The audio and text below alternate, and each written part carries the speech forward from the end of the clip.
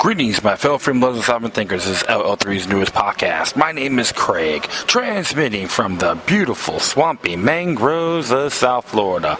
And today's date, Wednesday, June 10th, 2015. Yeah, I had a little interesting time at that festival with the gathering with the tree in Fort Lauderdale. And I noticed some areas, some people couldn't really speak really well. That's what happens when you have a quote low budget equipment, but that's okay. But many people do appreciate it. When I was out there to speak, put the story out, and they deeply appreciate that. So, and even too as well with the Kokesh that came out Sunday. Down in Fort Lauderdale was really nice too. I thank everyone for listening and sharing it. I see some downloads, which is really cool. And furthermore, I'm expecting to be down at the Sports Grill in Coral Gables. I believe it's like 15. I'm gonna look it up right now. I goofed in that one. Sorry about that. But it'll be in Coral Gables. It'll be in Coral Gables area on this Friday, which is the 12th. And definitely check it out, man. He's really fun. He's talked about the love and spirit and how to talk about freedom in a good spiritual way. And they do have a website too, so I will add that to the footnotes for sure on there. And let me see. There's multiple locations. Oh, wow. Okay. I'll posted one in South Miami. It'll be located at 1559 Sunset Drive, Miami, Florida. Sunset Drive is actually Southwest 72nd Street, and Miami, Florida, or Coral Gables, I would say 33143. And if you've got problems located, it's at call them up at 305-668-0396. And I went there like yesterday to check it out. It's pretty neat, man. Pretty place, has character, real ample, small. So it looks like I saw the room itself. It'll be very interesting. However, I will add this to the list, including the campfire tour again, where they're going to be having the event. So at least, if I'm correct, it will be from 7 to 9. I'm not so sure, maybe 7 to 10. However, so it'll be pretty cool. So if you go down there, it'll be sponsored by the Libertarian Party of Miami-Dade.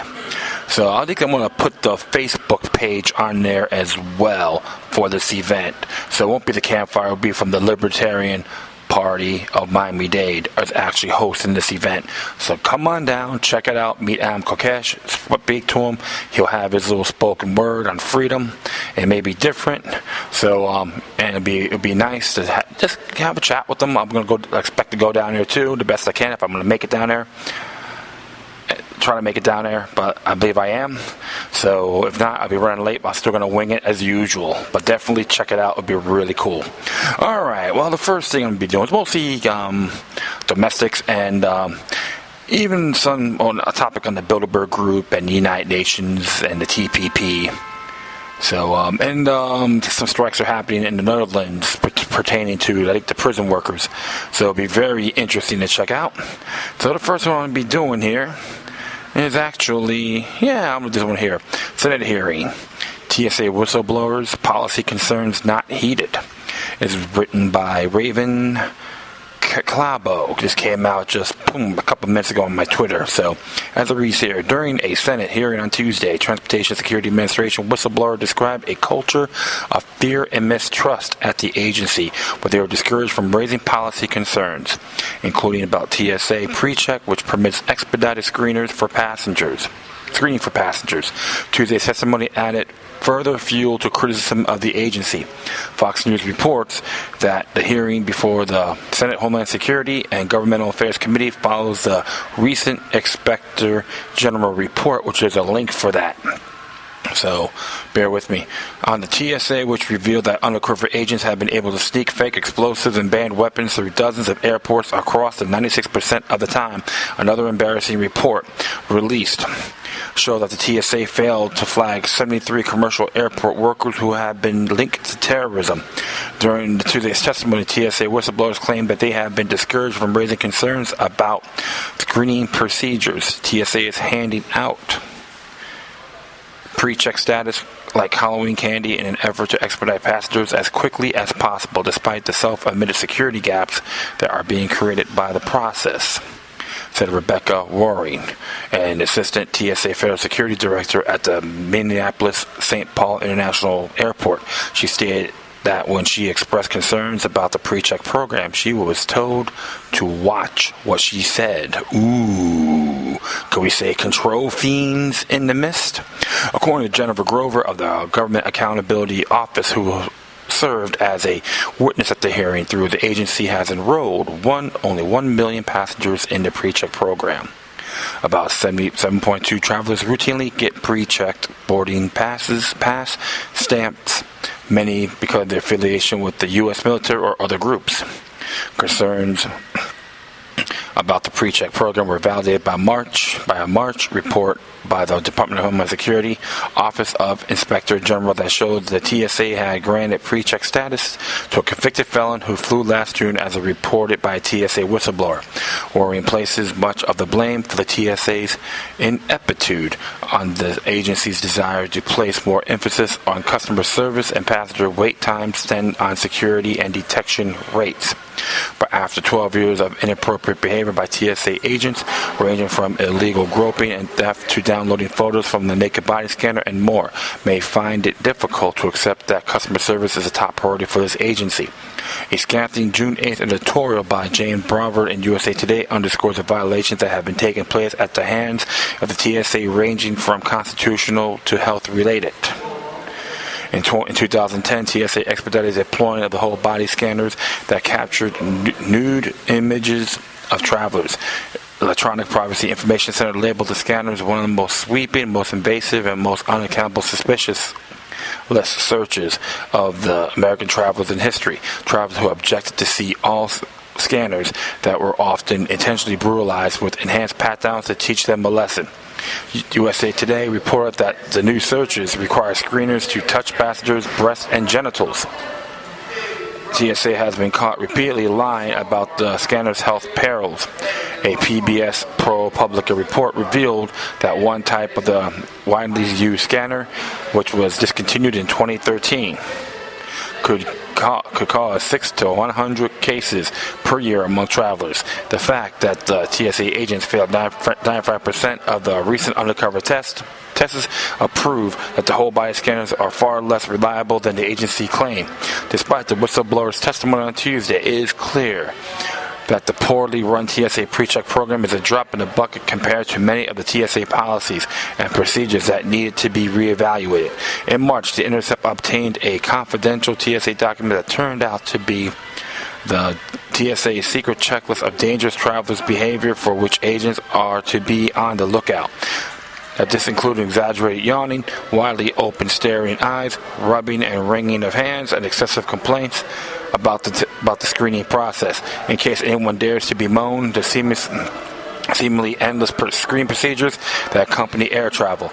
A spot for a report is a 92-point checklist divided into various categories that include a preliminary observation and behavior analysis. Analysis, excuse me, my mistake. Passengers who are targeted for additional inspections that are then assessed based on two more categories: whether they are traveling with unusual items such as almanacs and numerous prepaid calling cards or cell phones. What? And find a category for signs of deception, which include covering mouth with hand when speaking and fast blink eye rate. Good grief. A 2013 evaluation of Spot by the Inspector General found that the TSA has failed to properly evaluate Spot and therefore can't ensure that passengers at the United States airports are screened objectively, show that the program is cost ineffective, or reasonably justify the program's expansion. And still, the TSA has continued to train thousands of behavior behavior detection officers, according to the General Accounting Office. The program has cost more than $900 million since it began in 2007. Hooray! Your tax dollars at work, America. Tuesday's hearing was lawmakers' first opportunity to question officials regarding findings from last week's report on the TSA's 96% failure rate. The hearing, however, came to a sudden end when Capitol Police announced that they received a bomb threat in the room adjacent to the hearing and ordered an evacuation, according to Russia Today. What better proof for the continued need for the inquisitorially incapable TSA than a terrorist threat? You know, the president, only a federal agency could fail so many times and defy proper protocol and yet still be guaranteed a position on the payroll. That is, the taxpayers funded payroll, according to a security expert, Bruce Shiner. There's a simple explanation for that. What the TSA does is not security, but the security theater. It's infuriating, Schrader told Vanity Fair in 2011. We're spending billions upon billions of dollars doing this, and it's almost entirely pointless. Not only is it not done right, but even when it's done right, it would be wrong to do. But according to Ludwig von Mises Institute Chairman and CEO Lou Rockwell, focusing on the TSA's ability to secure the airports misses the point entirely. The DHS airport scam has nothing to do with security or terror, he blogged. It's about militarization, propaganda spending, and getting us used to be obeying every government order, no matter how outrageous. So it has almost been a complete success. Well, so like I said, tax dollars at work. Like I say, the tax dollars at work is still a complete bust. This is what happens when you have government try to get their hands on a little bit of everything, regardless of federal, state, and local. I find this very disturbing, too, because I understand security is important. Not everyone at TSA are bad folks. I have conversations with them when I went to the airport one time, and I see them out there, and the whole thing is just they're human beings. However, the program is a total sham, and you got other folks out there that don't really have a conscience. They want to treat you like a criminal. Fortunately for me, I never had that problem, but I noticed in other past videos, yes. So yes, I am pretty damn pissed off about this. It's unacceptable, null and void. So as far as I'm concerned, in good faith, they need to start really trickling this down, and that'd be a great start because I know the Orlando airport is starting to evict these folks and may have like TSA consultants, and that's it. Trim it down. $900 billion going nowhere. A $900 million bust. Hurrah! Hooray! I'm gonna write this here. Hooray! Just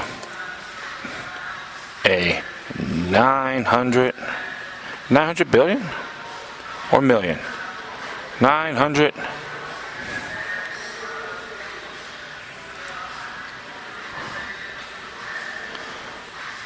Oops. Sorry about that. 900.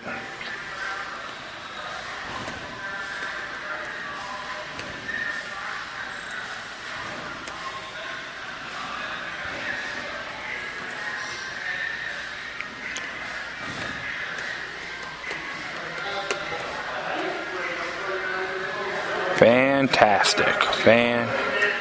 It's fantastic. Ooh, I messed up there. There you go. Thank you very much. Boom. All right. So that's a $900 million bust. Fantastic. That's how I have to look at this because that's how I see it. The TSA, in good faith, has to go. It's just another excuse on our horrific events on September 11th, 2001. So, you know what? They could stick it as far as I'm concerned. Alright, let me just go boom. Oops, wrong one. Sorry about that. Maybe we'll have this back here.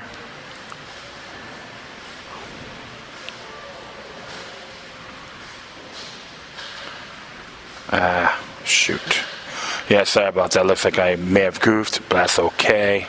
I'll be fine. I'll just come around here and just get that whole TSA thing going here. One moment. I fumbled, but I'll be alright. No problem. I'll be alright. On the whole TSA debacle. Come on. Where is it? New America. No, the New American. God darn it. Come on. Yeah, so like I said, my friends, it's very interesting. So, but definitely, it has to go. Like I said, respectfully. Oh, there it is. Nice. All right, I'll just do this. Go put this back.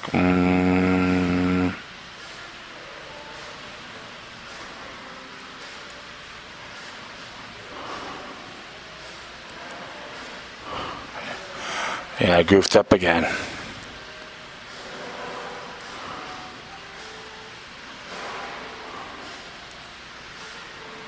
Okay, there you go. Now I got it. Cool. Let me just do a little swoop and a swap.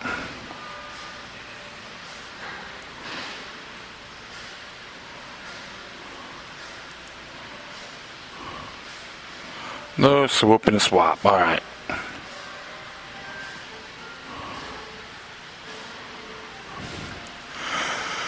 All right, cool. So we'll just do that. And the next one here.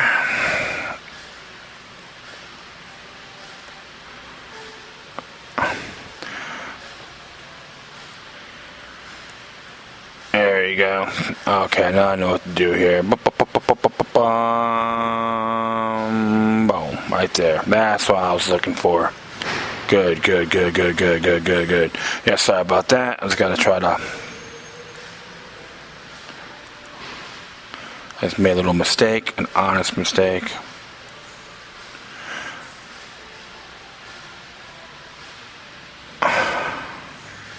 Huh, that's how you do it. Oh, good. Good. Alright, awesome. Now I got that corrected. I'm just trying to explore, not Firefox. Some places, sometimes places I go, sometimes Firefox is not that good. But it has good things too. Alright, next one here is really cool here. Really cool. This is entitled Bipartisan Array of Groups Support Massie-Lofgren Surveillance Reform Amendment. This came out by Mark Stanley, and you go to press@demandprogress.org, and it says here, today 27 groups across the political spectrum sent a letter to the House leadership in support of the Massie-Lofgren Amendment to the Department of Defense Appropriations Act. The amendment would defund warrantless government searches of the database of information collected under Section 702 of the Foreign Intelligence Surveillance Act. Using U.S. persons identifiers absent certain circumstances, it would also prohibit the use of funds to require or request that the U.S. persons and entities build security vulnerabilities into their products or services in order to facilitate government surveillance as accepted as provided for the Communications Assistance for Law Enforcement Act. The amendment is identical to the Massie-Lofgren Amendment that passed in the House of Representatives by an overwhelming 293-vote majority in 2014. And it says here, following statement can be attributed to the Demand Progress Policy Director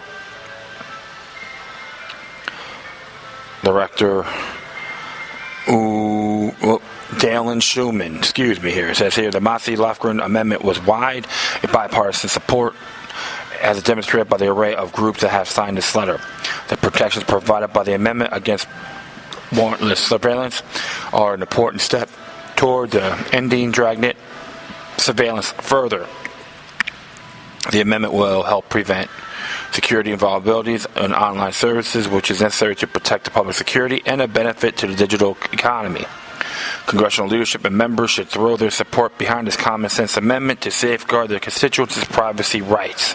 And there's a nice big list here comes from the American Civil signatories here: American Civil Liberties Union, Arab American Institute, Bill of Rights Defense Committee, Campaign for Liberty, Constitutional Alliance, Center for Democracy and Technology, the Constitution Project, Council on American Islamic Relations, Credo Mobile, Defending Dissent Foundation, Demand Progress, DownsizeDC.org, Inc., Fight for the Future, Free Press Action Fund, Freedom Works, Friends Committee on Nationalization, Media Alliance, New America's Open Technology Institute, OpenMedia.org, OpenTheGovernment.org, Project on the Government Oversight, Restore the Fourth, RootsAction.org, Student Nets Alliance, Sunlight Foundation, Tech, Freedom, and X Lab.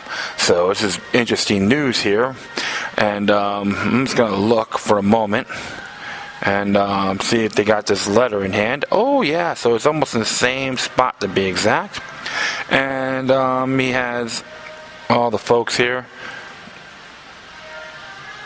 It happened on June 10th, so it came out today to be exact, which is great. And it has to the Honorable John Boner.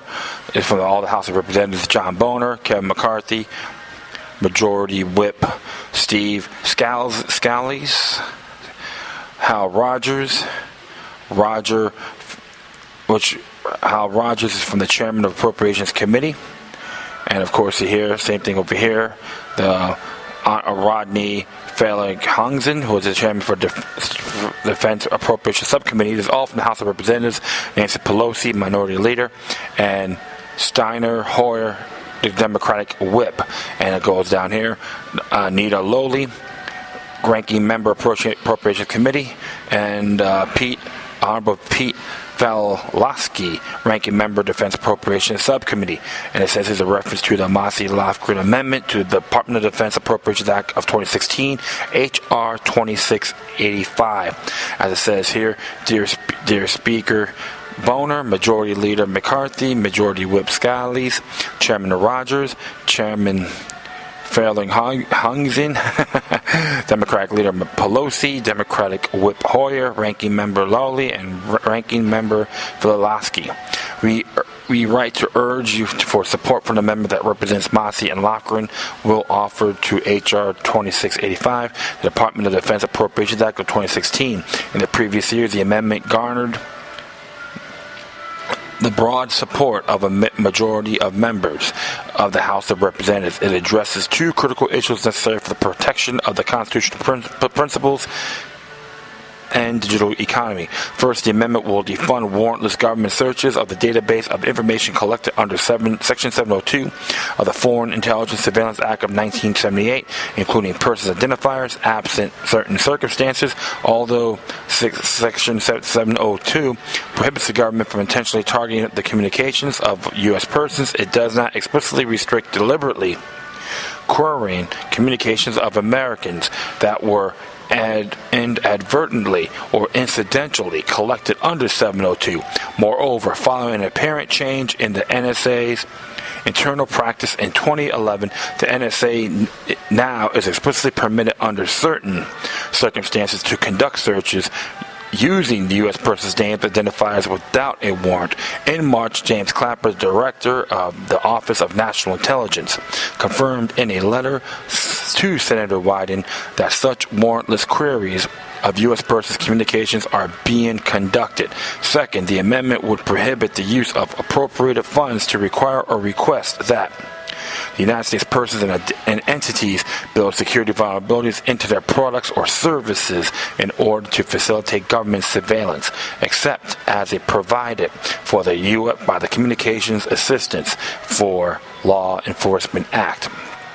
The amendment is identical to the Massie-Lofgren Amendment that passed the House of Representatives by an overwhelming 293-vote majority in 2014, although it was not included in the omnibus appropriations bill that ultimately was enacted into law.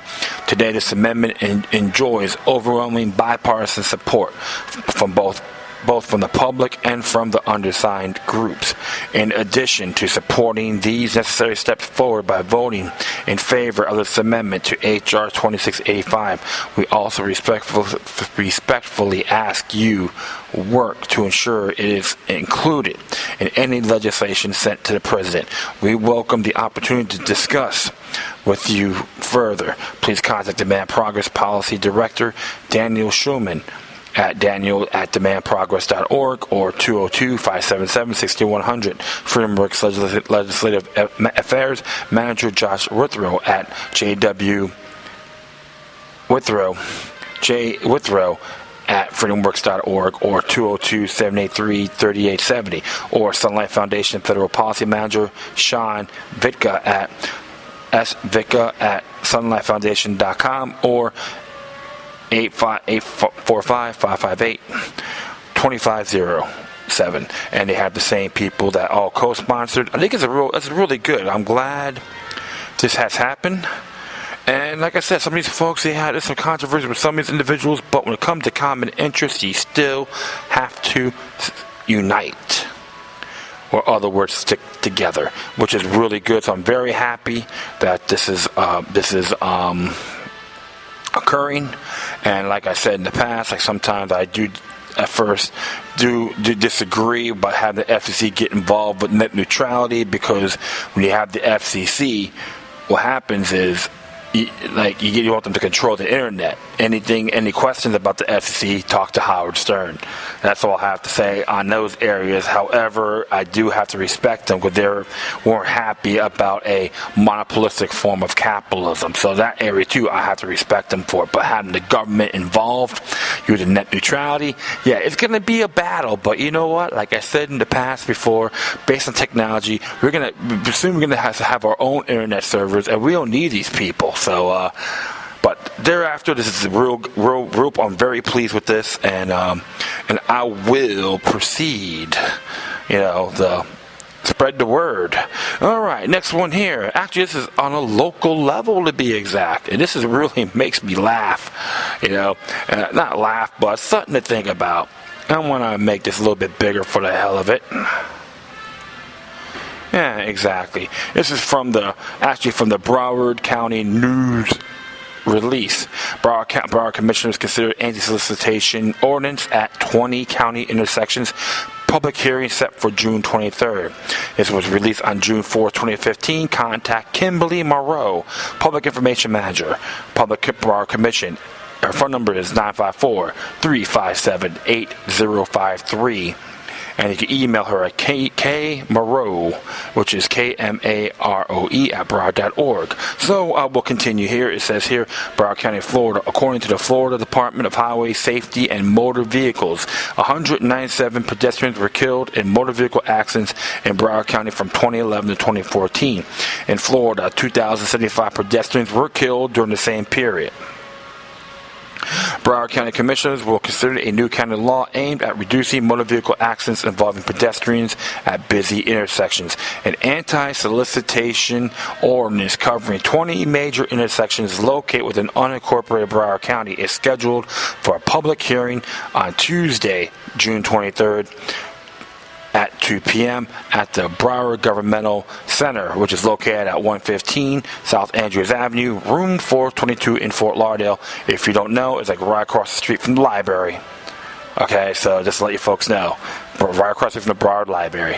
All right, and as it reads here, the Broward County Highway Construction and Engineering Division identified a list of the 20 highest traffic volume intersections within the county that by virtue of heavy traffic present inherent increased risk to vendors and solicitors, and the greatest threat to drivers and the public. Under the proposed ordinance, solicitors and vendors will be prohibited at the following intersections: State Road 84 and University Drive, State Road 84 and Flamingo Road, State Road 84 and Pine Island Road, Sunrise Boulevard and Northwest 31st Street, Sunrise Boulevard and Northwest 27th Avenue. I'll go back from Sunrise Boulevard, forgive me. Sunrise Boulevard and Northwest 31st Avenue, Sunrise Boulevard and 27th Avenue, Sunrise Boulevard and 24th Avenue, State Road 7 or US 441 and Southwest 20th Street, State Road 84 and Davie Road, State Road 84 and Southwest 136th Avenue, Broward Boulevard, and Southwest 27th Avenue. If that's near the that particular area is near the right by the Broward Sheriff's Office. Okay, State Road 7 and Davie Boulevard. All right, Broward Boulevard and Northwest 31st Avenue, State Road 84 and Nob Hill Road, Federal Highway US 1 and Griffin Road, Davie Boulevard and Davie Boulevard Extension and Peters Road. Peters Road and Northwest 46th Avenue, Coconut Creek Parkway, Hammondville Road and Northwest 3rd Avenue, State Road 84 and Hiatus Road, Northwest 31st Avenue and Northwest 6th Street, Northwest 27th Avenue and Northwest 6th Street. Solicitors and vendors covered under the ordinance include children, adolescents, and adult collecting money for school and community activities, vendors selling flowers, newspapers, and other items, and individuals seeking charitable donations or contributions at a definitely high traffic volume intersection. So this was released properties June 4th, 2015 at 1:10 p.m. So it hits all those areas in Broward County, and it's really touchy, I would say. Definitely, I'm about to look at this ordinance and see what they want to do with this. But right now, how I'm seeing it, it's they have to have a lot more merit than this. But as far as I'm concerned, you have to look at everything too. Traffic safety is everyone's responsibility. So when you have like 197 pedestrians were killed in motor vehicle accidents in Broward County from 2011-2014, and 2,075 pedestrians were killed during the same period. This is during like rush hour, to be exact. And people like running around waiting for things at the last minute. I don't care if you're a driver, pedestrian, a bike rider, etc. Safety is everyone's responsibility. You have to really please know your surroundings. I've been in an accident a few times. I know how it is. It's not convenient. But how I see this is actually they're trying to do everything for your safety, but you know what? The question is it's going to be guaranteed? If you go to other intersections, they may have the same responses. You're going to try to do restrictions and ban in those areas as well. I am not really too pleased about this whole thing, about the whole anti-solicitation ordeal. I would recommend a lot of folks there is know your surroundings, including pedestrians and people donating. Work together. That is the key. And always pay attention, communicate with one another. Even the people, these vendors that are trying to donate money for the football team, pay attention, work together. Okay, nothing's going to be simple, but you can make this a hell of a lot better. And that's why I said, I stress this, that safety, traffic safety is everyone's responsibility. People should be going up and down the cars all the time. But you got to really observe, communicate with one another, because, hey, we live once. And I always say that always in good faith. And what's going to be next if they pass this ordinance? Okay, if it becomes a fact, so it's going to be hand billers, okay? Pass on jury information and so forth, free stuff. That's not soliciting, that's hand billing. Okay, so I'm about to keep tabs on this and find out when they're there's a link for this too. So interesting. Let's check it out. See what they got here. Okay, it's just typical stuff here. Yeah, that's no big deal. All right, I'll put this back. But definitely, like I said, again, work together. I might find it's pretty irrelevant because saying if you start one here, what's going to be next? Always got to be responsible for our actions. All right, next one actually came from Labor Star. This is pretty interesting stuff here, and came from Labor stuff and the Netherlands Times, to be exact. It came out today. Amsterdam prison workers text staff. No. This tax staff ready labor strike. This is written by Damid Gitlick. I hope I got that. Gittick. And it says here, correction staff at Bilderberg and Tafelberg prisons. Hopefully I pronounced that name. If anyone knows Dutch, please, let me know if I'm mispronouncing it. In Amsterdam, and a detention center at Schiphol Airport plan to walk off the jobs between 12 and 3 p.m. next Thursday. Customs officials and tax authority workers from the Amsterdam and Hoofddorp offices will join corrections workers in a march and rally in Amsterdam. Solterjik. We want to bring this question to the attention of the Minister and the Hague. Workers do not have a collective agreement for 4 years now, and it is shameful. Their purchasing power fell in recent years by 7%. The spokesman is quoted saying, organizers of the protest expected around 700 employees to join the event. The activists will leave from the tax services offices and walk to the Zeventemweg for the rally. The strike is organized by the labor union, FNV, in cooperation with other union organizations. The main reason for the protest is the absence of the collective labor agreement with civil servants. FNV sees no real progress coming for the further negotiations, a spokesman told the Peril. Interesting. Wow. I'm just wondering if certain crimes has went down and they have the money for it. It's going to be, I don't know a whole lot about what's going on here, but I have to say, even as a person in the union, state and all that, hopefully the bargaining agreement will work out. And it's not going to be perfect, I guarantee you that, because remember, it's done by human beings, generally speaking. But it's going to be something to look at, pay attention to, and I have a feeling too, based on the drug crimes, a lot of stuff has went down. But you never know, so I can't really make any judgment. But like I said, hopefully it works out. And the people, if the bargains are fair, the cost of living is going up there in those areas, please make sure they will get their fair share. So that's all I have to make a statement on that.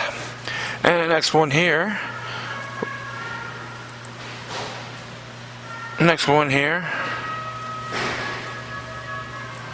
Is from the Economy in Crisis, and it's entitled Obama's Trade Deal Faces Bipartisan Peril in the House. It came out June 10th by Jonathan Weissman. As it says here, Washington.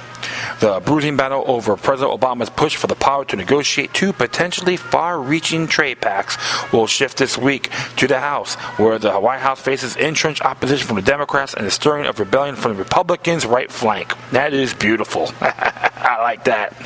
Advocates of the trade bill from both parties said they are gaining strength since it passed the Senate just before the Memorial Day break, but that 62-37, while bipartisan, was not overwhelmingly a victory House supporters had hoped for. And those advocates concede they don't have yet the votes to hand the White House Trade Promotion Authority, which will allow Mr. Obama to complete the Trans-Pacific Partnership Trade Accord, knowing Congress could vote for or against it, but for amend or filibuster it. Another trade deal involving Europe is also being negotiated, but it is not expected to be completed until after Mr. Obama leaves office. Only 17 Democrats out of 188 come out in favor of the so-called fast-track authority, as many of them are being hounded by labor and environmental groups to change their minds. Opponents of the trade deal says just 7 Democrats remained truly undecided.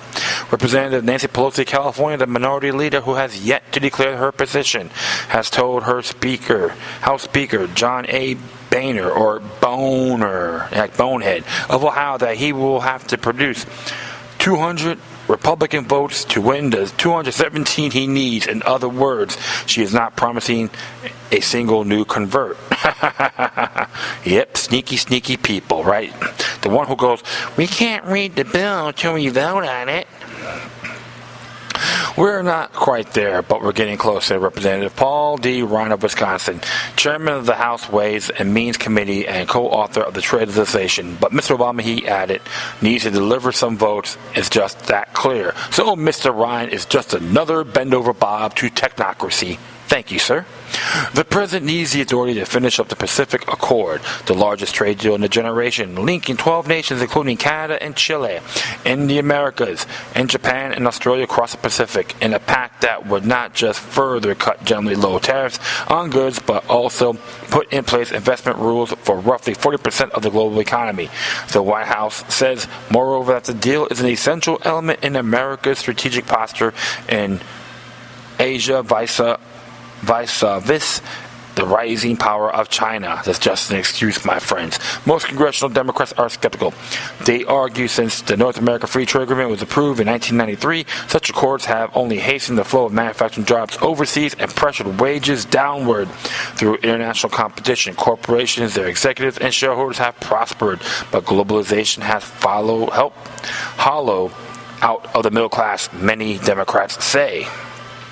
By contrast, the most Republicans consensually side with President Obama, contending that the forces of globalization are inevitable and that trade deals like the TPP will help open foreign markets to American goods and services. They support the White House's efforts to forge deals that protect intellectual property from theft and promote investors' rights through strong international rules, which are seen as crucial to expand opportunities for a wide range of American industries, including aircraft, entertainment, pharmaceutical, and insurance.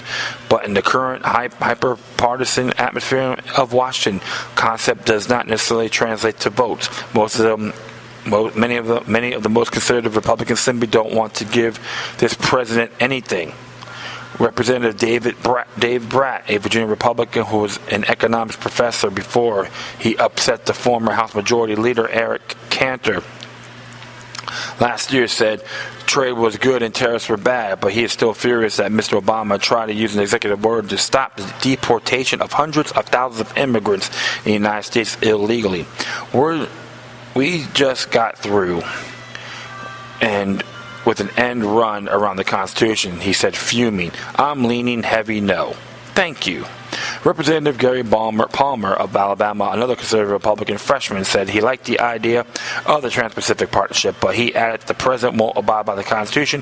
What gives you any consigned he'll abide by the TPP? Palmer, based on this, you're not even going by the Constitution on trade. You're going to let this all bypass on your little soft hands? Shut up, okay? You're just like Ryan, another stooge, based on this rhetoric. Representative John C. Fleming, Republican of Louisiana, echoed those fears. As a rule, conservatives are free traders. I'm a free trader, he said, but we have a president for every inch of authority we give, he takes a mile. Well, you know what? Well, if you read the damn thing, it is the road to technocracy, Representative Fleming. So, you know what? Do your homework. Even Donald Trump has waded into the debate, blasting Congress for empowering the president and insufficiently addressing the issue of currency manipulation by some of America's trading partners. Free trade only works if you have smart leaders and great negotiators, he said in an unsolicited telephone interview on Friday. We're checker players against grandmaster negotiators. Well, you can read more at the Huffington Post. And let's see what the Huffington Post has to say. Okay, it's from the New York Times to be exact. Wow. Oh, now get out of there. And it's almost the same here. And it continues on. It will continue on. I will continue on here. So, yeah, I will add this to the...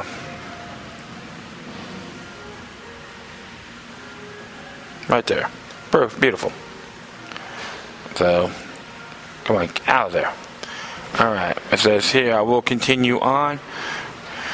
It says here, Republican leaders say such voice representative a fringe in the party. After all, trade promotion has been embraced by long-standing conservative voices like the anti-tax gadfly, Grover Norquist, and the editor of the Wall Street page of the Wall Street Journal, but they cannot afford to lose much of that fringe, even the firm Democratic position. With organized labor, environmental groups, and liberal advocacy organizations like MoveOn.org oppose the bill.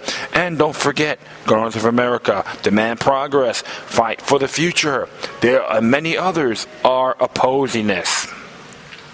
Just to give you guys a fact. And Democratic leaders say they're in no position to deliver a vote for Republican leaders, even though their own standard bearer in the White House is adamantly behind the measure as well. The AFL-CIO began running ads against one Democrat, Representative Amy Burra of California, who came out for the trade promotion bill, who has twice used union muscle to eke out narrow victories in his swing district. Less pointed pressure ads are going up to 17 other Democratic districts. It doesn't make any sense for our members to make a career changing vote to let Republican members off the hook, a senior Democratic leadership aide said.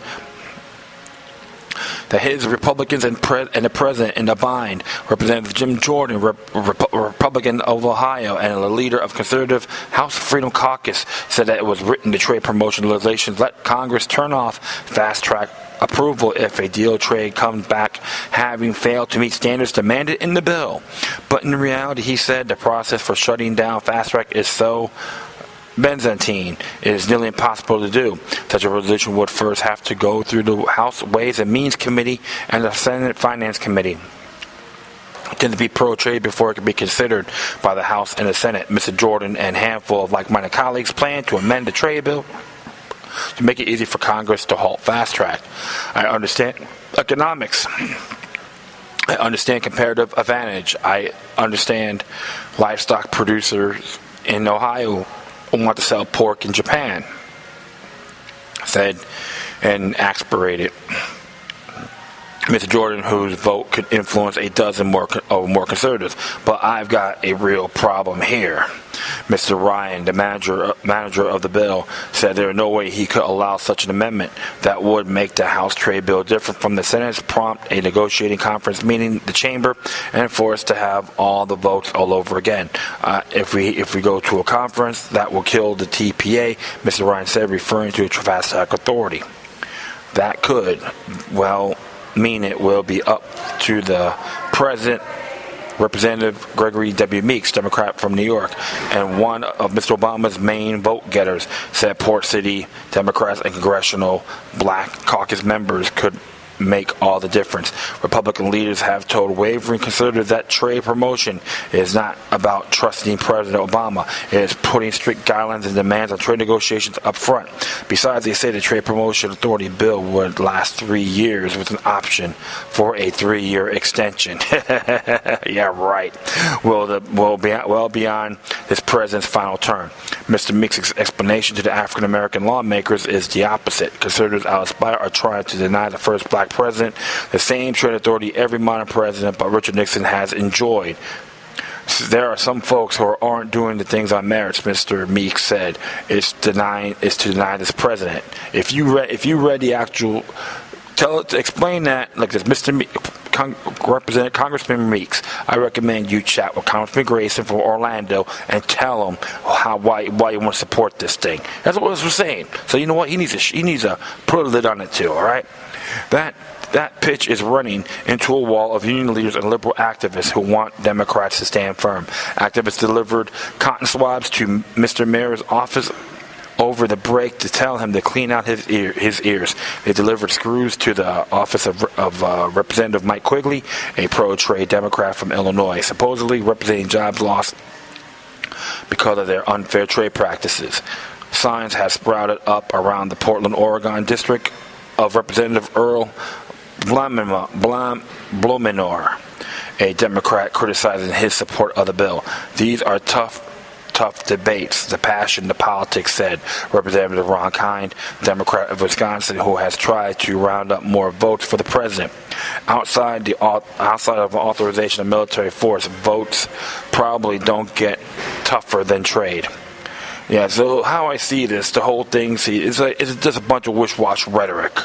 All right, and it has nothing to do with the president, anything like that. I know the president doesn't want to support it because remember, he is just another globalist puppet, or in other words, a bellboy to the New World Order. I can say Ben over Bob too, and because one of us been keeping tabs for a good year now, and the whole thing is nothing more than a farce. It's unacceptable and null and void. This actually came out May 31st, 2015. So I'm going to add this add this to my footnotes as well. But definitely, this has to not be successful. And the ones that supported this whole fast track, call them up and tell them you're just a bunch of globalist scumbags. All right, they think you're so damn stupid out there, America, and I know many of you I chat with are seeing the bigger picture and beyond. So definitely let these bastards know. Don't complain. Do something. All right, they need us more. We need them. Okay. All right, next one here.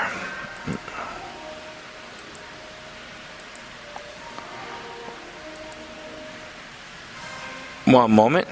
Next one here will be from the Daily Mail. This is pretty controversial stuff here. It actually came out yesterday, to be exact. It is entitled, UN Peacekeepers Force Hundreds of Haitian Women to Have Sex with Them in Return for Food, Medicine. According to a report that found exploitation is widespread, with a third of victims under 18.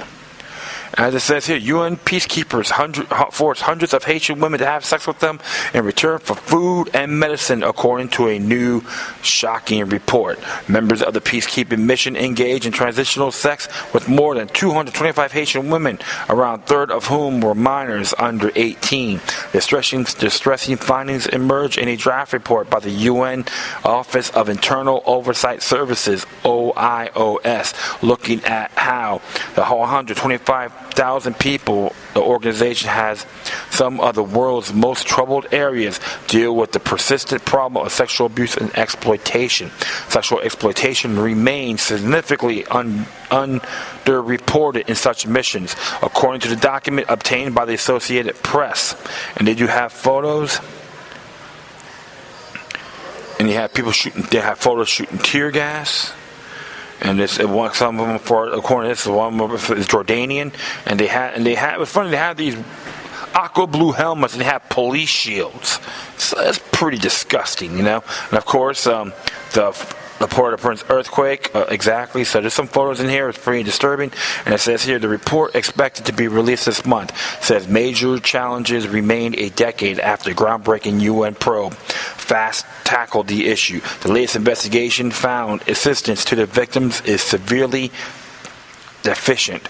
The average investigation by OIOS, which says it prioritizes cases involving minors or rape, takes more than a year, and widespread confusion remains on the ground about consensual sex and exploitation. To help demonstrate that, investigators headed to Haiti, which is the poorest country in the Western Hemisphere.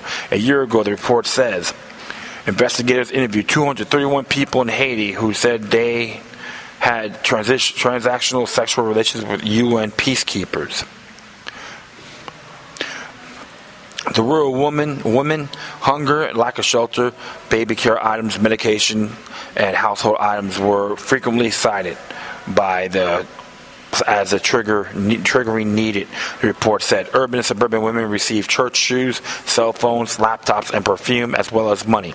In cases of non-payments, some women withheld badges of peacekeepers and threatened to reveal their infidelity via social media. The report says only 7 interviewees knew about the United Nations policy prohibiting sexual exploitation and abuse. None knew about the mission's hotline to report it. Each of those transitional sex, the report continues, would be considered prohibited conduct, thus demonstrating significant underreporting. It was not clear how many peacekeepers were involved. For all of last year, the total number of allegations of sexual abuse and exploitation against members of all UN peacekeeping troops missions was 51, down from 66 the year before, according to the Secretary General's latest annual report on the issue. I'm just wondering how accurate is that. They have other photos in there too, They have even troops from Brazil, UN troops from Brazil. And of course, they had thousands of Haitians forced to live in camps after the 2012 earthquake, or 2010 earthquake. It says here, the draft report doesn't say over what time frame the transactional sex in Haiti occurred. The peacekeeping mission was the first authorized in 2004, and at the end of March, had more than 7,000 uniformed troops. It is one of 4 peacekeeping missions that have accounted for the most allegations of sexual abuse and exploitation in recent years, along with those in Congo, which was formerly Zaire, Liberia, and South Sudan. One of the UN staffers who produced the report would not comment Tuesday, saying it was better to wait until it was released publicly. A spokesman for the peacekeeping office didn't immediately respond to a request for comment. The UN doesn't have a standing army and relies on troops contributed by member states. The states are responsible for investigating alleged misconduct by their troops, and UN can step in if there is no action. In their response to report findings, which included in the draft UN peacekeeping chief Hervé Lazos and field support chief Atul Khair point that while the number of peacekeepers had increased dramatically over the past decade, the number of allegations of sexual abuse and exploitation have gone down.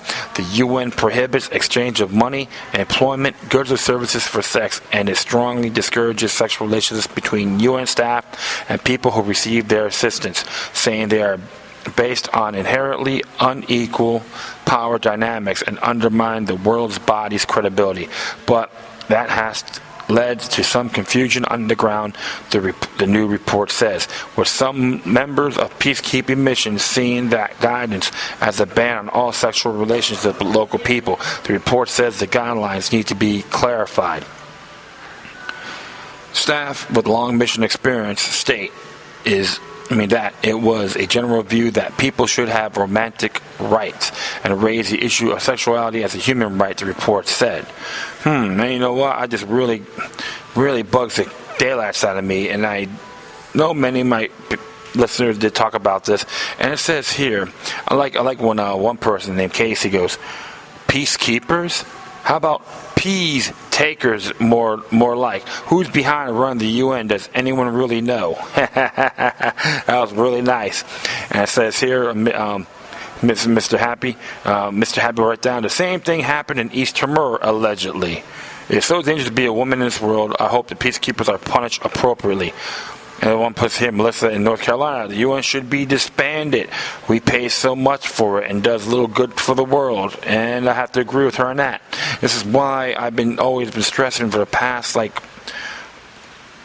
years of my life that people know me personally, but I am convinced that the United Nations is nothing more than a demoniac entity or organization. They are part of the One World Order or New World Order, etc. The bottom line is this: I want to see the United Nations out of the UN Plaza in New York because it is one disgusting outhouse. I am proud to carry my anti-UN flag when I roam around the beach and so forth. No shame, no remorse. People get offended by it, but you know what? You better have merit to back it up. I am not afraid to talk about why I despise the United Nations. I have plenty of ammunition. I put it on the floor, and I recommend you go to UN.org and study what they have to talk about, including the International Criminal Courts. Because in that one, there's a thing called multiple jeopardy. Think about that. Even if you're found guilty or not guilty, they could charge you again and again and again. Talk about peace lovers, please. I'd rather go to the toilet and read some dumbed down magazine from Ann Collar, for goodness sakes. I don't even like listening to her too. So just to let you guys know, these people need to be abolished, plain and simple. That's how I look at it. Because I know I've been keeping tabs on this stuff for a good 14 years. When 14 years when I got internet access. I'm a late bloomer, and I have to admit that. But that's okay. So definitely, everyone got to pay attention to this. All right. Next one here actually came from again the New American, but it's in reference to the Bilderberg group. It'll be a couple articles, one from the New American and the other one from The Guardian, because The Guardian's been really good about that. And it says, and it's from Raven Call below again. It says, a secretive globalist Bilderberg conference in June 11th to the 14th in Austria. From June 11th to the 14th, approximately 140 of the world's most influential people will gather in Buschen, Austria for the 6th Secretive Bilderberg Policy Conference, just 16 miles south of the G7 summit. Oh yeah. The invitation-only conclave is where dozens of important big businesses, big bank CEOs, heads of government, and other noble discuss methods to advance the group's globalist agenda. The attendees list and the agenda for this year's meeting have been released, providing a glimpse into a secret world to which the have-nots are not privy. And here, this year's list of attendees includes the prime ministers of the Netherlands, Finland, and Belgium, the head of NATO, Jens Stoltenberg, and the president of Austria, Heinz Fischer. Oh my goodness, UK Chancellor George Osborne will also be in attendance, along with former Labour rival Ed Balls and the BBC Trust Chairman Rona Cameron. Let's check out this little list if I can. Yeah, let's just check this little list out on this whole Bilderberg list. And this actually came from the Telegraph, to be exact. And everyone's having the thumbs down, the middle finger. Great photo. Oh yeah, this came out today, by the way. And there's a nice little list here. Oh yeah, you'll be surprised, my friend. Of course, Roger C. Altman, executive chairman from Evercore for the United States, is going to be there, and Zoe Baird, president of Marco Foundation. Oh yeah, this is a nice little list. Oh, fantastic. Telegraph, man, you guys did a great job. I like this one a lot. Oh yeah, let's just keep on going here. You got people from many corporations, National Post, State Minister of Belgium. Oh yeah, and Google USA. Hey, Regna Duggan, Vice President for Engineering, Advanced Technology, and Projects. Google USA is going to be at the Bilderberg meeting too.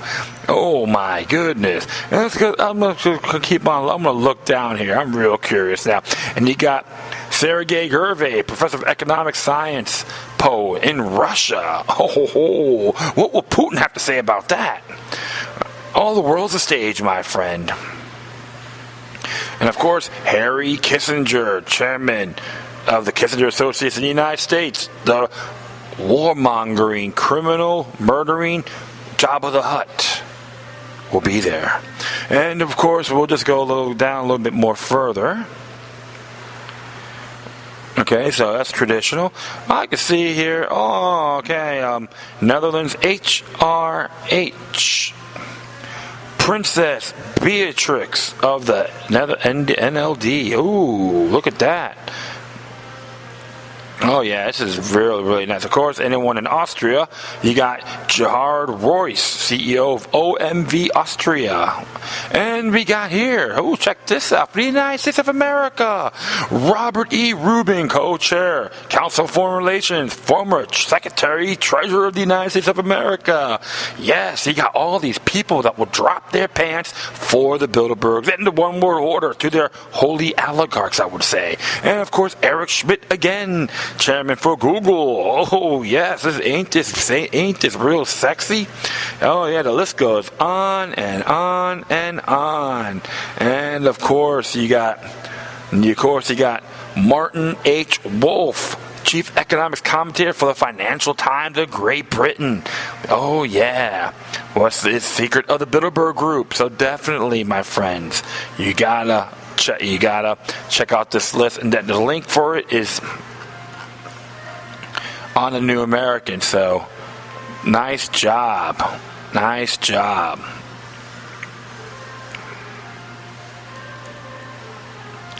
Oops, hold on here. Beep. All right, so those are listed attendees. And of course, HSBC, Hong Kong and Shanghai Banking Corporation, and Goldman Sachs will both send representatives to this year's conference, as well as a number of other firms, including JP Morgan and the Royal Bank of Canada. You know what? I want to hit that list again. Let's see if, what's her name's in there? Heidi Cruz. No, unfortunately, she won't be there. But that'd be a good question to ask Heidi Cruz. Anyone from who was at the Bilderberg meeting that represented Goldman Sachs? And of course, here I'll just keep on going. The Guardian notes a growing presence of Google at Bilderberg as well. The company's executive chairman Eric Schmidt is one of the group's steering committee. He'll be joining in Austria by Vice President for Engineering, Advanced Technology and Projects, and the Vice President Engineer of not at all terrifying sounding Google DeepMind. They presumably will be leading the session on artificial intelligence. This will be listened with the great interest by Peter Thiel, the founder of PayPal and director of Facebook. Oh yeah! As he continues the quest to merge with computers from DARPA, Defense Advanced Research Project Agency director and now Google executive Regina Dugan will also be in attendance. Gained notoriety in 2013 when she told an audience that all things D11 conference that DARPA was working with ingestible ID chips. Yes, put one in my body and I'll go, yes, God bless the New World Order. Imperialism is the only way. And I will continue on here. The purposely vague agenda for this year's meeting includes artificial intelligence, cybersecurity, chemical weapons threats, current economic issues, European strategy, globalization, Greece, Iran, Middle East, NATO, Russia, terrorism, United Kingdom, USA, and U.S. elections. So remember, they're going to talk about the U.S. election for 2016 in the Bilderberg meeting. So everyone in the United States needs to pay attention. The legendary secrecy of the Bilderberg policy meetings is evident from the efforts taken to ensure security. Noted by the UK's independent national governments of host countries provide police protection. The independent rights. This year's summit starts on Thursday, but already a zone around the Antwerpen Hotel Tyrol has been established by Austrian police with security checks on vehicles entering and exiting the area. And we should all give them an I Love Malte Sung button as well. According to the Austria's The Local, this year's security will be provided by an elite anti-terrorism squad under the command of Austria's Interior Ministry. The papers report there will be over 2,000 officers on duty at the expense of the taxpayers. Thumbs up there, Austria. You're getting bamboozled. Security is also ramped up to the contend with an announced protest march set for June 13th. Lights, camera, action. Probably have a video camera there as well. It's probably like a little setup they did at the Republican National Convention in Tampa. It's like, oh, we're here to protest. I saw a person in the video with a camera. I'm like, it's not a protest. It's a Hollywood shoot. Some of those kids didn't like it, but you know what? I didn't give a damn. In the past, journalists attempting to discover what was happening inside these meetings have been arrested. Likewise, there are no minutes taken at the conference or reports released in reference to any policies discussed.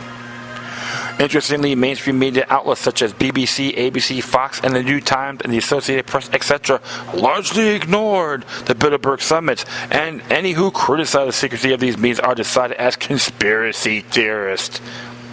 Take, for example, Republican presidential contender Senator Rand Paul. The Daily Beast referenced Paul's opposition to the Bilderberg Group this past February in an article entitled "Rand Paul is the world's most gullible man," with the subhead underpinning Paul's worldview is the notion that somewhere there is always a wizard behind the curtain controlling our lives. In that article, Sam Kleiner wrote, though he avoids talking about it now, Paul has repeatedly rallied against the Bilderberg Group's quest for world government, a conspiracy to create a North American Union that will replace the dollar with the euro currency in the United Nations efforts to take away Americans' guns. But just at a quick glance at the Bilderberg meeting website reveals there is nothing innocuous about these gatherings. The brief history of Bilderberg Conference, as outlined on the meeting website, provides a rather honest overview of its purpose. Bilderberg Conference is an annual 3-day meeting designed to foster dialogue between Europe and North America. The pioneering meeting grew out of the concern expressed by leading citizens on both sides of the Atlantic that Western Europe and North America were not working together as closely as they should on the issues of common interest. Through the years, the meetings have become a forum for discussion on a wide range of topics, from trade to jobs, from monetary policy to investment, and from ecological challenges to the task of promoting international securities. In the context of a globalized world, it was hard to think an issue in either of Europe or North America could be tackled unilaterally, emphasis added. A number of Bilderberg attendees have been vocal regarding their globalist affinities. The New Americans Alex Newman observed, of course, more than a few prominent Bilderberg attendees over a decade have openly stated their goals, often referring to the sought after planetary regimes as the New World Order. Bill Clinton, George H.W. Bush, Henry Kissinger, George Soros, and many other top globalists and Bilderberg operatives have used the term regularly in public. While Bilderberg claims people with diverse views are invited, there can be no question in such diversity does not include proponents of national independence and sovereignty. Any assertions that the meetings serve merely as a forum for opening discussion have been repeatedly undermined by less subtle statements made by Bilderberg participants. In 1998, for example, Bilderberg attendees Will Hunton, a former British newspaper editor and pro-EU fanatic, alluded to the influence of the meetings when he wrote, "Bilderberg is one of the key meetings of the year. The consensus established is the backdrop against which policy is made worldwide." Years later, in 2001, former British Chancellor and Exchequer and the Bilderberg bigwig Dennis Healey told UK Guardian that it was a little exaggerated but not wholly unfair to state that the overall goal of the conference was to impose a global government. Those of us in Bilderberg felt we couldn't go on forever finding one another for nothing and killing people, rendering millions homeless, he claimed. So we felt that a single community throughout the world would be a good thing. A single community throughout the world would be a good thing. Sounds like doublespeak. Likewise, as noted by Newman, simple and anecdotal evidence suggests that Bilderberg played a significant role in American politics. In 1991, for example, virtually unknown governor from Arkansas attended. Shortly after that, he became President Clinton. Obama, too, went to Bilderberg before becoming president. Attendance at the Bilderberg conference boosted Tony Blair's career as well, as he became prime minister shortly after attending one of the meetings. Newman noted other countries in Europe have faced similar occurrences, such as Bilderberg bigwig and Goldman Sachs operative Marty Monti being installed as an unelected prime minister of Italy in 2011. Oh yeah, and I like when some of these quotes here. One by Cat's Meow. This group is bringing about the one world order or global government that the Antichrist will take over and use for his purpose. So. And one here, I'll just do one more. LOL 123 stated, "I can promise you that South America and the water shortage will be on the agenda if all fresh water sources of the world. Nicaragua is a new hit place in the rainforest that contributes get diminished because of the Nicaraguan Canal, which has all kinds of government investors involved dies. So do its people unless they pay for bottled water. Guess who owns the water resources? Look at all the players involved in it. It's a 50-year contract that can get extended past 50 years. The key word to look for all of these transactions around the world is 50 years, as in the contract in Turkey from the ISIS, and all that the oil is to be transported somehow is just all connected. Just connect the dots. Smells like conspiracy? Not. if they are facts written out on paper contracts. Boo. And you know what? I have to commend some of those comments. You got some like-minded folks out there are really learning these things about how the Bilderberg really is. They are just part of that whole One World Order network, New World Order, along with the Council of Foreign Relations, the United Nations, etc. But we don't know who is actually above them. Like David Icke and many others say, we don't know who's actually above them. But one day, that will happen. And anyone out there protesting, do it. I know, too, some of the videos I post on Facebook, Twitter, and Google Plus with Dan Dix from Lou Godowski, and that one gentleman from Dollar Vigilante to do the videos. They got kicked out of the hotel, so and they got harassed by police as well. And they're not the only ones. I know many others are reporting it too. So definitely go out there, protest, and all those people in Austria should just call them Bend Over Bob's New World Order in German, and don't worry, you won't regret it. So definitely keep your guys on their toes. Always remain vigilant. And I'm going to do another one here from the whole G7 at the G is a whole thing. This actually came out today by Brian Charles Skelton from the Bilder blog. Okay, and it says here, at the G7, journalists were pampered at Bilderberg were harassed by the police. And it says here, is Bilderberg used the same security as the G7, just on a slightly different Alp. So why don't the lavish state resources extend to allow free press reporting? It says here, the clock has struck midnight. The dream is over. Back at the G7 summit, barely a day and 20 miles from here, I was treated like a prince. I was the one chosen of 3,000 journalists who were primped, pampered, fed, and burped, given free T-shirts, gallons of goulash, buckets of booze, and all the cheesy footage of world leaders we could swallow. We lay back on our branded beanbags and were tickled silly by the gentle fist of the G7 PR machine. But not anymore. The beanbag has burst. Step out of the vehicle and show me your identification. A group of Austrian police officers took up the position around my car.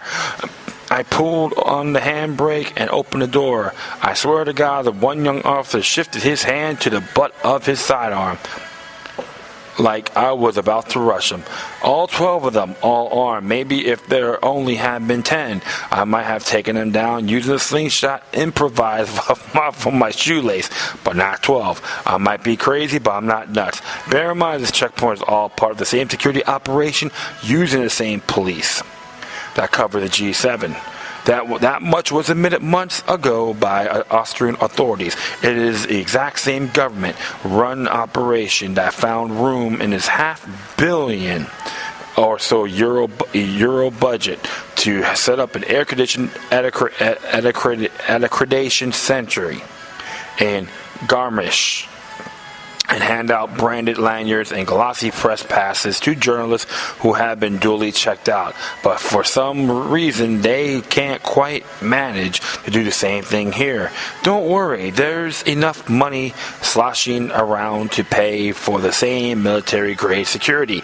The same military helicopters are circling the same skies around a slightly different Alp. There's a military radar station not 100 yards down from my hotel room. Beaming owner of a local Shitsno house told us how happy he was because all his 20 rooms had been filled with military personnel. That's right. Bilderberg has his own military radar station. It has its own no-fly zone. Nothing gets near it. There are police right this minute up surrounding mountaintops, stopping hang gliders from getting airborne, presumably to avoid them being shot by the itchy security details of the Secretary General of NATO. The security operation is even using the same officers, policemen, who 2 days ago had been making sure I had enough on my protest walk and offering me a lift downhill in their van, and now searching my car and staring at me like I'm Jack the Ripper. I completely understand the need to accredit us, but why isn't that being done and done properly? They manage it in Garmisch, why not in Telfs? After all, we've got the head of NATO here, meeting for 3 days with the German defense minister and her deputy, 3 European prime ministers, the president of Austria, and the CEO of Europe's second largest arms company. Interesting here, huh? They'll be thrashing out policies on terrorism in Russia. You think they shouldn't expect journalists to be here covering this? The Bilderberg summit gets state security, but there is no quid pro quo. No state-run press century, media organization, or at least few that aren't owned by the people inside the conference need to start making a fuss. We need to be the ones doing the harassing for a change. At the one point in my umpteenth roadside check, I turned around to see an officer taking my picture on his phone. I trotted over and gave him a card with my email address. Do you mind sending me that photo so I can remember this moment? He mumbled something like not taking one, so I got my camera out. No photographs? You must not take pictures of police. No, I assure him. I am not my intentions at all. I handed him the camera. Could you take one of me? A bit confused, he obliged. Promptly took one of me and his colleague.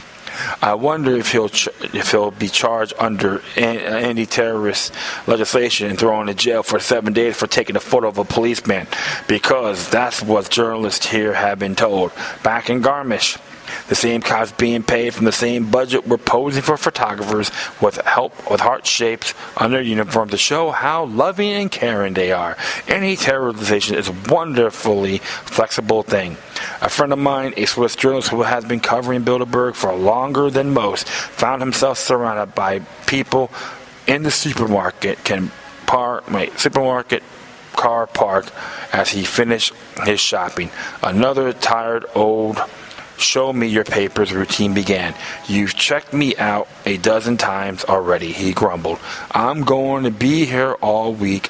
I don't want to be checked every time. Lieutenant in charge of the checking shrugged. We can check you as many times as we want. Open your car, please. My Swiss friend stood his ground. Don't you need probable cause? The lieutenant shook his head and smiled. No, we don't. I remembered at the Rockford Conference in 2013, we had a relationship with the Hertfordshire Constabulary, and that was every bit as open as tolerant as Will Smith's marriage. In fact, our presence wasn't just tolerated, but it was actively supported. They had a team of liaison officers. They gave us portable toilets, for goodness sakes. The same in Copenhagen last year. The cops allowed us right up to the edge of the hotel. They made a genuine, if not always successful, effort to communicate with us and meet our needs. Needs, which are pretty simple. We just want to try and report on the conference as a news event. An event worthy of attention, and certainly gets enough attention from the police, military, and intelligence services. All we need now is a half a dozen toilet cubicles, a press hut, and a laser printer. We can even recycle the G7 lanyards. We're not fussy. We just want to be treated like journalists. It is extremely simple, but really rather important. And speaking of being simple but important, George Osborne will arrive at the Bilderberg Summit tomorrow in his official capacity as Chancellor of the Exchequer. What Osborne perhaps doesn't realize is he's about to land in the middle of an extremely serious Bilderberg-based news story. One word, George: HSBC. Bravo, bravo, bravo. Oh, yeah. Like I said, it's like the war on the press is the war with ourselves, my friends. And this is why I get a big kick out of this whole thing. And I'm glad Mr. Skeletons is doing his Bilderberg blog, and he has his list of Bilderberg stuff here, too. So definitely keep checks, keep tabs. This is really, really good stuff. So he does have a Bilderberg blog on here. All you gotta do is hit that link which says Bilderberg, and like I said, my friends, they're being exposed little by little. So all this small talk, oh, we're just here for common interest and this and that, give me a break. Bilderbergs are a bunch of criminals and cowards. Plain and simple. And people who go there, I'm not afraid to blast them if they run for president, anything like that, and ask them to be bend over Bob to the New Order. I've done that to Rick Perry, too. There's a claim he was there, and I'm convinced he was at the Bilderberg meeting. However, I just blasted him and had no shame. Without malice, but with love. All right, well, and last but not least is from Lou Rockwell. It came out a couple days ago. I want to read this anyway. I think it's pretty damn cool. It is entitled, Soros Pushes U.S. Bailouts and Weapons for Ukraine. This is from the Ron Paul Institute, by the way, by Ron Paul. If you look at the track record of the interventionists, you might think they would pause before taking on more projects. Each year of their past projects has ended in disaster, yet still they press on. Last week, the website Zero Hedge posted a report about hacked emails between billionaire George Soros and Ukrainian President Poroshenko. Soros is very close to the Ukrainian president, who was put in power after U.S.-backed coup deposed the elected leader in Ukraine last year. In an email correspondence, Soros tells Ukrainian leadership that the U.S. should provide Ukraine with the same level of sophistication in defense weapons to match the level of the opposing forces. In other words,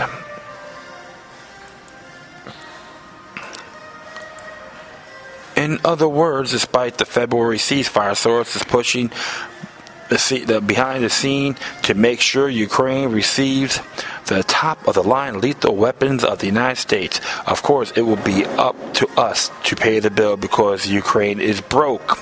All hail to the New World Order, baby. That's right. But Soros seems to have the money part covered as well. In an email to Ukraine leaders, he wrote that Ukraine's first priority must regain control of the financial markets. Soros told Poroshenko that the IMF would need to come through with a $15 billion package, which was confident would lead the Fed to also come through with more money. He wrote the Federal Reserve could be asked to extend a $15 billion in 3 months swap arrangement with the National Bank of Ukraine that would reassure the markets and avoid panic. I call that blackmail to the Ukrainian people. How would the Fed be convinced to do that? Soros assured Poroshenko, I am ready to call Jack Lew of the U.S. Treasury to sound him about the swap agreement. So George Soros will use his influence in the U.S. government to put the American people on the hook for a bankrupt Ukraine, forcing us to pay for weapons, more military training, and Ukraine crippling debt. Who is thrilled with Soros drawing the U.S. government into more intervention in the region? The military-industrial complex, for one, is happy at the prospect of big weapon sales to Ukraine. The bankers are thrilled. Washington power brokers are thrilled. This is for everyone who is politically well connected. The only losers are the people who will be forced to pay for it is the American taxpayers. No one seems to ask why we are involved in Ukraine at all. It is really any of our business if the East wants to break away from the West. It is vital U.S. interests which flag the people which to hang in Dostik. Hope I got that right. Yeah. Donetsk. Okay. One thing we should be sure is that Ukraine's debt will not be paid, and as in other bailouts, much of it will be transferred to the U.S. taxpayer through the IMF and the Federal Reserve, and that is only possible because the perception that the dollar is still the world's reserve currency, but this is coming to an end. U.S. military and financial intervention worldwide are only speeding up the process. Yep, looks like where Paul says They're just going for broke and don't give a damn about the American people as well. So this is why I told people we got to end the Federal Reserve, throw these bastards in jail for treason, that including Alan Greenspan, who looks like the old geezer lizard ingrate that he is. And I am being polite as well. This is just an example of about what the One World Order wants to do. In addition, with the whole thing with weapons in Ukraine, look, just like I said in the past, just look up the grand chessboard. I know I've been saying this in my past episodes. I always harp it, and forgive me if I do. But if folks haven't heard this for the first time, definitely look up The Grand Chessboard by Zbigniew Brzezinski. There is a PDF format in there as well. You'd be surprised. When I read that book, I despised that bastard a lot more. Plain and simple. He is nothing more than a New World Order stooge. Zbigniew Brzezinski. And Jorge Soros, the one who sells himself and tosses his loved ones out the window. That's George Soros for you. Another whore bag to the New World Order. And all you Soros supporters, prove me wrong. Okay, I dare you. And that's really it, my friends. Thanks for everyone for listening. Plus, feel free to download and share this throughout your social media network. If you have any questions, comments, compliments, criticisms, love letters, hate letters, use it with decorum. You can hit me on Facebook, Twitter, Google+, Spreaker, and iHeartRadio for your comments. Or you can email me at lokiluck3@gmail.com. Once again, thank you for listening. Plus, always remember that the demoniac resistance is healthy for the soul and can liberate humanity. Until next time, take care of yourselves, keep on spreading the love, and may your guardian spirits be with you.